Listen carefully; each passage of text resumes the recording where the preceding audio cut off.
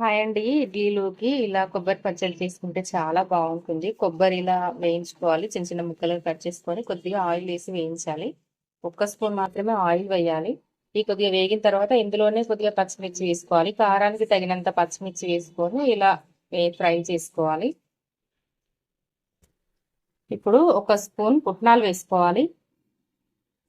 ఇందులోనే ఒక స్పూన్ జీలకర్ర వేసుకోవాలి. ఇప్పుడు ఒకసారి అంతా కూడా మంచిగా 2 మినిట్స్ వేయించుకోవాలి. ఇప్పుడు ఇందులో ఇలా చిన్న చిన్న కట్ చేసుకున్న అల్లం ముక్కలు ఒక 2, 3 వేద్దాం. రోజువారీ ఆహారంలో అల్లం తీసుకుంటే చాలా మంచిది కదండి. సో అల్లం వేస్తే కూడా పచ్చడి కూడా చాలా బాగుంటుంది. ఇప్పుడు చల్లారనిద్దాం. ఇప్పుడు తగినంత ఉప్పు వేసి మిక్సీ పడదాం. ముందుగా మిక్సీ పట్టాలండి. మెత్తగా మిక్సీ అయిన తర్వాతనే వాటర్ యాడ్ చేసుకోవాలి. ముందే వాటర్ యాడ్ చేస్తే అంత టేస్టీగా ఉండదు పచ్చడి. పచ్చడి రెడీ అయిపోయింది. ఇలా మెత్తగా మిక్సీ పట్టుకోవాలి. కొద్దిగా కూడా బరకగా ఉండొద్దు. అట్లా ఉంటే టిఫిన్స్ లోకి బాగోదు.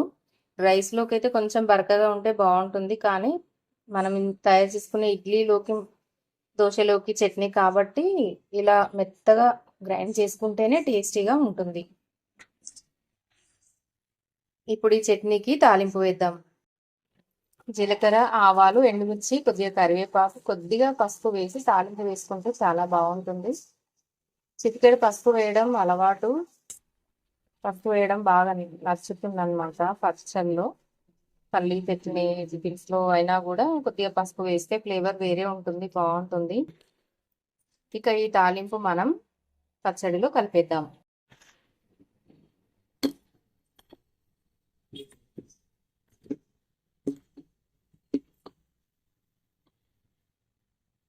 పచ్చడి రెడీ అయిపోయింది. తాలింపు అయితే ఇంకంతా కలిపేస్తున్నాను. ఇడ్లీలోకి, దోశలోకి, ఉప్మాలోకి చాలా చాలా బాగుంటుంది.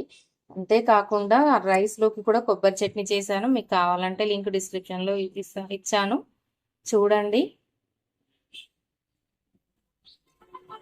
నచ్చితే తప్పకుండా లైక్ చేసి ఛానల్ని సబ్స్క్రైబ్ చేయండి. Thanks for watching.